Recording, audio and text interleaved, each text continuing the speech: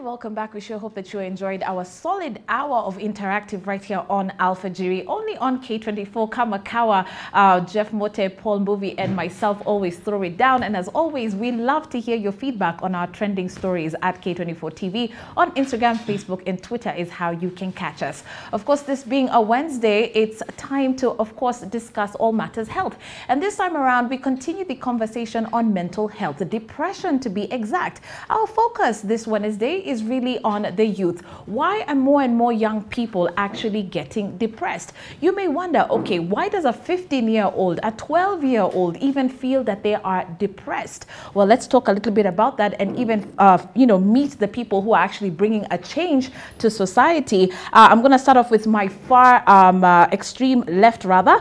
We've got Maren Chunga, who is a senior nurse. We've also got Emily Wairimo, who's from Art Hill Foundation. Right next to me, right at the center, we've got Onyango Otieno, who is a mental health advocate. Welcome to the show. Thank you. All right, so Maren, and I love the name Maren. It's very unique. Let me start off with you and even just talk about what is defined as depression, because a lot of times people will interchange these terms by saying, okay, no, I'm sad when they're depressed, and when they're depressed, people will just say, oh, they're just sad, or, explain what depression really is. Okay, thank you very much. Yeah. Before I even explain what depression is, I would just maybe define mental health. Yeah. Mental health is a state of well-being that considers your emotional, psychological, and social status of any individual. Yeah. Now, when that emotional, psychological, and social status is always in a depressed state, you are always very sad most of the times. You don't mix with friends. You tend to be in isolation. Then that is depression. Yes. So depression is a state of mood and affect that is very dull. Yeah. Most of the days. It's very dull. Your interpersonal relationship is very dull. Yes. You don't want to talk to people, or if you talk, maybe it's very little. You find somebody who was bubbly before, now they are enclosed. Yes. They are to themselves. Right. They are running away from friends. They don't go out with their usual partners, or they don't talk to their parents. So you find that is now the depressive state. Okay. It's a state of mind where you are in isolation. You have tucked yourself in. You don't want to associate with those around you. Yes. Okay. And so is it very easy, by the way, to actually go unnoticeable to many people? Yes, it can go unnoticeable, and many a times it is unnoticeable because we don't understand what it is. Okay. So it's very easy to just let it pass by until this person starts even to harm themselves. They turn that injury to themselves or to the people close by. Right. You see people have attempted suicide, or actually they have completed suicide. Or you see they're taking drugs, or they are smoking a lot. Yeah. And even some would have eating disorders. Either they eat very little or they eat too much. Right. There is this lethargy, that tiredness in the course of the day. And then people tend to lose them. Instead of accessing them, they tend to lose them. So they stay in isolation, self-isolation. Okay. And when they do that, many a times, because we don't recognize that they are suffering, we don't recognize that they're in some difficult situation with their emotions, with their social and psychological well-being. Right. That affects how they feel. Okay. It affects their thinking. It affects their behavior, how they're acting. Right. So many a times we see that behavior and we attack it. Okay. Instead of finding out what could be causing What could be the cause? Okay. Yes. Onyango, let me just rope you in at this particular point. And because we are actually focusing on the youth today, someone would actually ask, what does a 15-year-old have to be depressed about? Or at 19, you have no issues in terms of financial burdens, right? Things are going great. All you have to worry about is perhaps even just your studies. As a mental, advocate, mental health advocate, what's your take on that? I was actually depressed at that time of my life. Yeah. When I was 15, 16. Yeah. And for me, it was witnessing so much violence happening around me. My parents fought a lot. Yeah. So, and witnessing violence as a child, feeling helpless, feeling that you do not have emotional support. Yeah. Sort of just takes you out completely. So what she was mentioning, you know, just lacking that emotional attachment with people, especially people you can trust, could really affect your brain. And you know, just being in a space where you do not feel safe as a human being, and this happens for even animals. If you do not feel safe, you can't grow. That's just it. Even plants, if they're not in a safe environment, they can't thrive. And we do not look at human beings as parts of nature. So we think, I like that. We think just because you're a child, then it means everything around you is heavenly, it's perfect. It's not. But we forget, in a nursery, if we do not take off a plant, if you do not nurture it, give it the warmth, the right environment, it won't grow. And so it is for a child. And so it is for an 80-year-old person. Because you're part of nature, if you do not have a conducive environment, then you'll wither. That's deep. That is really deep. Why, Remo, do you think that we trivialize young people's issues too much? Because like the way I just said, we're just like, you're 15. I mean, you have not yet seen life, by the way. And even looking at a 9-year-old, can they possibly have problems? So the thing is, we just assume young people don't have problems. Yes, we do, a lot. And I think a perfect example that just comes to mind is when there's a loss in a family, say a parent dies or a brother dies or a relative dies, we as grown-ups will have a lot of support around us. For kids, just go out and play. We never allow kids to grieve. And even when they do, we just dismiss them. So we never really pay attention to the emotions of the child and understand that they hurt as well.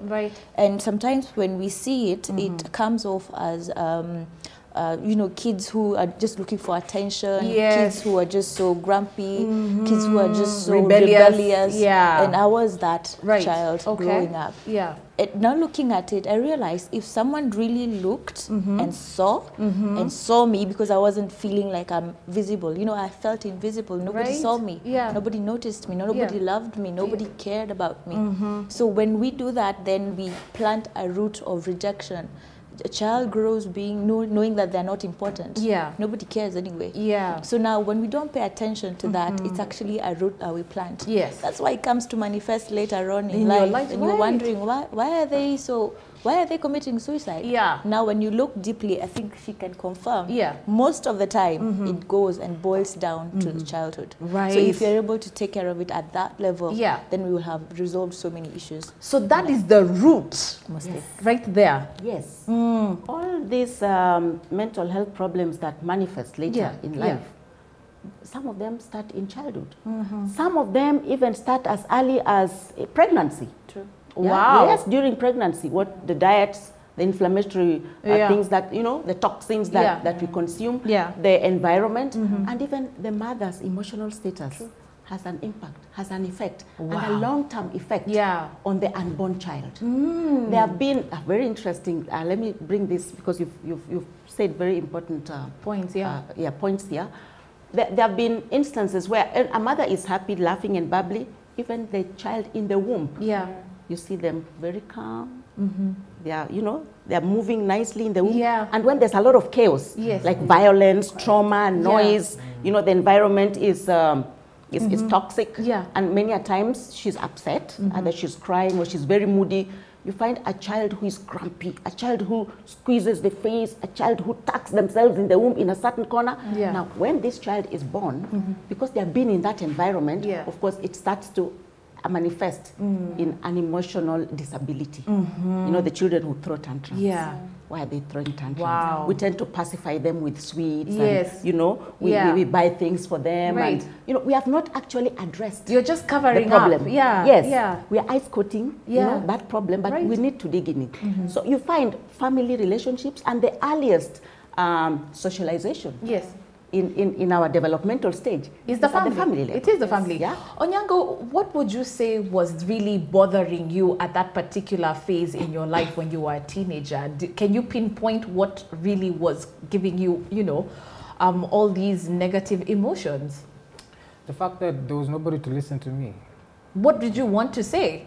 that I'm going through so much pain and I don't feel loved. And it was just that you just didn't feel loved. That and there's too much going on around me, and nobody's explaining to me, why are you guys really fighting? And I mean, if people around you are fighting, they do not have time for you.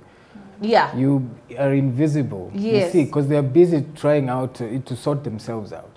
So you grow up so isolated, and that means, and yet they still expect you to be normal or healthy or bright. Come home with the grades. Do all these things like a normal child. And you don't even know what normal is anymore, because I mean, you go to school and your friends don't tell you stories about their parents fighting or chaos around them.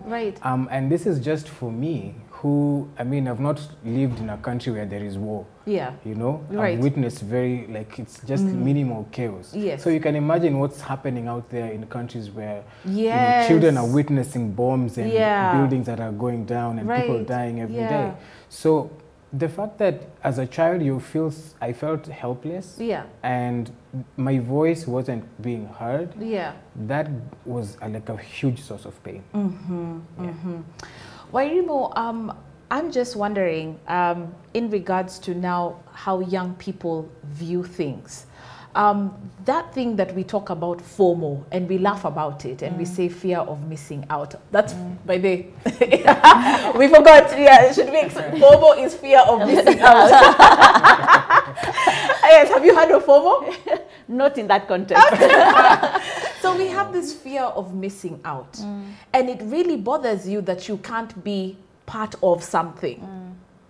Yes. Especially when you're in high school, when you're just, you know, those adolescent years. That contributes to the depression. We don't notice that that is actually eating a lot of young people. True. And a perfect example of what he's talking about, you go to high school and everybody's talking about their parents. My dad does this, my mom does this, la la la la la. But then the only thing you can tell is my dad and my mom fight a lot. You can't say that. Then again, you don't, we're not brought up in a society where it's free, it's okay to talk about things. A perfect example is how we grew up. Anything happens in this house remains in this house. Nobody ever gets to hear about it. It's true. Umechapwa, don't even cry. Don't show. Why are you crying? Are you a baby? You know, you're a big girl now. Big girl pants, wear them. You know, you're not a child anymore. And you're actually a child, and you really need that. So you grow up feeling that you're missing out on things. And now what happens is, especially in adolescence, you try to be someone that you're not. You start making up stories about this fantasy life that you have. Like I had a fantasy world myself. I think that's where the creativity, the creative part of me was born. And like anytime something would happen, I'd go to my room and I'd take myself to this imaginative place. It had a lot of ponies and a lot of dresses and a lot of nice things. And that would help me to kind of cope and survive through all this that is happening at home. But then now you grow up and realize you don't even know who you are. You are so busy trying to be someone else, trying to be this imaginary character in your head to try and run away from reality. And then you grow up and you're like, who am I? You don't know your strengths. And then now you realize you've missed out on so much, and you're always constantly fearful about what will happen tomorrow. Will I even be, am I even enough? Am I even important? Do people see me? Will I make it? You know, and that now boils down to anxiety. You're always anxious about things. Marion, you want to add on to something? Something very important the young people are saying is that parent-child relationship is very, very important. You know, and violence and conflict within our home setups really affect children. They affect children as they grow. You know, either they take on that violence themselves or they become very good people, right? Just like what you have said, okay, we are not in a war conflict, there are bombs and all that, but now in the home, it's hostile. You know, there's fear, there's worries. Those are some of the causes that lead adolescents and young adults to depressive illness, yes, to mental health disability. Right. When they're trying to grow and search for themselves, get to know themselves, yes, understand themselves in that developmental stage, then the environment is quite hostile. Right. That is a very, very important.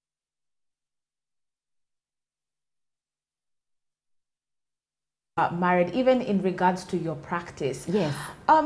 Because there are a lot of parents who are watching, and people probably don't see the importance of investing time with your child to understand what's bothering them. Exactly. So let's speak a little bit about that. The fact that people are quite distant from even their children's needs and their worries, and just, you know, stripping down those barriers and actually being friends. We should be friends with our children. Yeah. From infancy. Yeah. We should be friends. We should nurture them in that environment, that family environment that should be supportive. Yeah. But unfortunately, the parenting styles today, many parents are absent. Yeah. Yeah. Before it was being too strict, now people are absent. Yes. You know, before, parents were paying attention to their children. What have you eaten? Are you okay? How was school? You know, they came home early. But now parents are all over the place. I don't know what they're doing, or they're making money, and they're coming home late when children are being brought up by the house helps. And house helps are strangers in our homes. Right. They are not family members.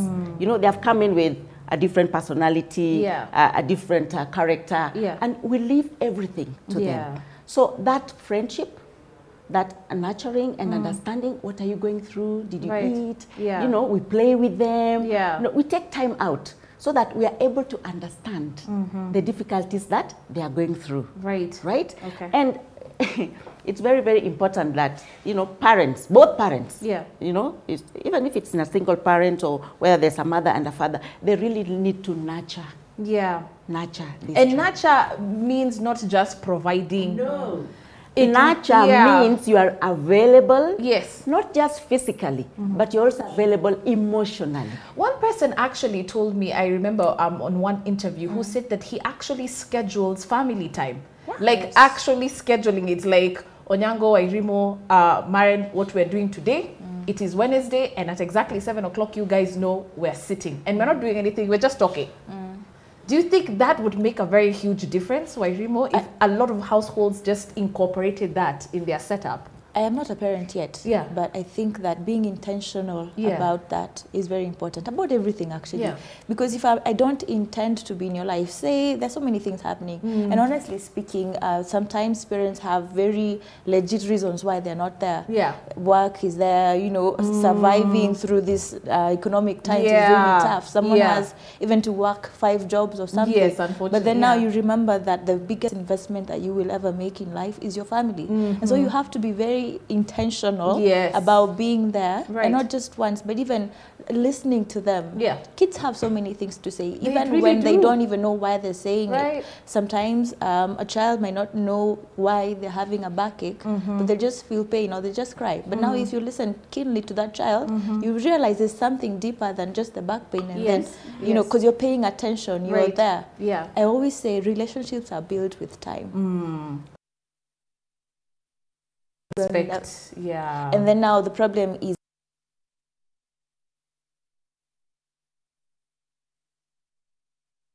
when you're all grown and we're like, my children don't even take care of me. And you're like, but I don't know you. You're a stranger to me. You were never there. We never developed it. So at the age of 25, 26, your dad wants to really, you know, talk, tell me about, you know, stuff that are happening. I don't know you, you're a stranger.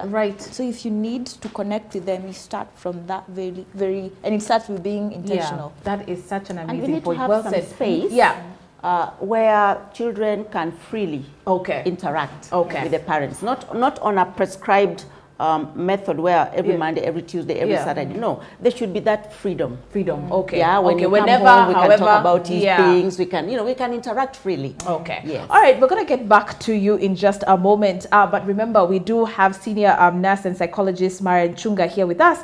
Emily Wairimo from Art Hill Foundation is here, the founder, as well as Onyango Otieno, mental health advocate. talk about depression, specifically amongst the youth. What's your take? And of course, get in touch with us through our social media platforms if you would like to contribute to our ongoing discussion. Don't go away, there's more to come.